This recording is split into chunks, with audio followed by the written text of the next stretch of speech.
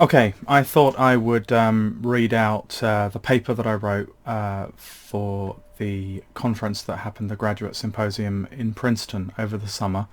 The title of the paper is Encountering the Otherness of Barth.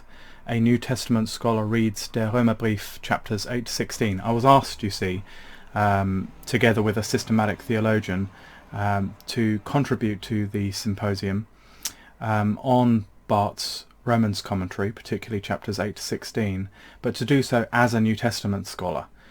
So I thought what I'd do is, rather than just read the whole paper out, I'd break this up into the sections that are relevant. I'll begin with my introduction today, and that'll say a little bit about my background and my interest in Barth. In the second video, I'm going to talk about the kind of problems that biblical scholars will have with Barth's Romans commentary, and I summarise, I think it's just over 20 problems I see. I'll do a little bit of speech in character. I won't agree with all of those criticisms, some of them, but not all of them.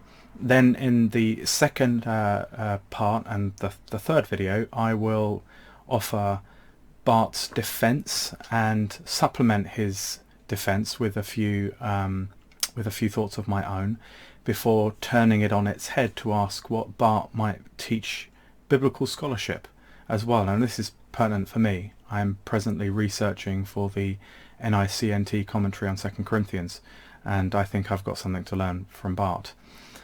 Anyway, I will get straight to it and read out the introduction, which offers something of my background with Barth.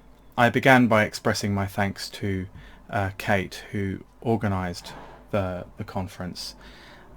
Kate is astonishing, and if you have anything to do with Princeton and the Centre for Barth Studies, you'll know what I mean.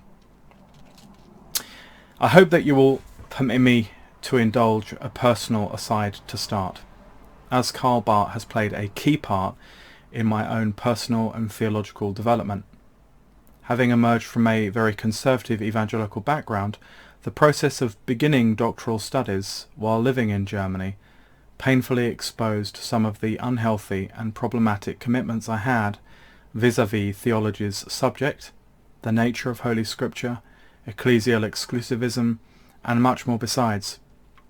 Indeed, surrounded now by what I considered to be unsound theologians in Tübingen, my faith spiraled into a season of anguished doubt, burdened by ever-renewed attempts to justify my received Christian faith on this or that metaphysical basis, all of which could not bear the weight which I was placing upon them. And I footnote Michael Buckley at that point, obviously, at the origins of modern atheism. He could have been writing about me.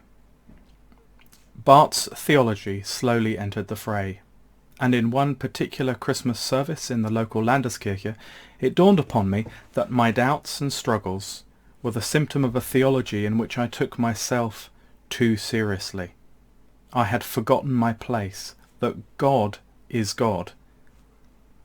Karl Barth's emphasis on the freedom of God in Revelation both destroys our crumbling citadels and points towards the rebuilding of something else completely that hangs in thin air, suspended by nothing but God's grace.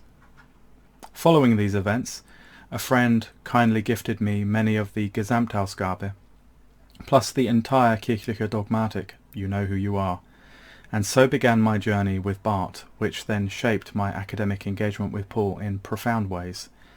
That we ended up naming our son Carl Lucas reflects something of the personal nature of my engagement with Barth, and all of this was to say it was a huge privilege to be at the Centre for Barth Studies.